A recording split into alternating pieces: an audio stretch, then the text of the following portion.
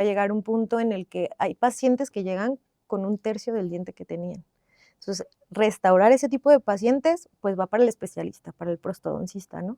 Porque hay que levantar, le hicimos levantar mordida, su dimensión vertical, porque ya se perdió. Su boca de estar así, a lo mejor ya está así. Ujú. Entonces, ganar todos esos milímetros en boca es complicado, hay que restaurar toda la boca, no solamente los dientes de enfrente, que son los que los pacientes notan. No es que el Ujú. diente ya se me hizo chiquito, ¿no? Pero también la muela, Ujú. todo se va reduciendo.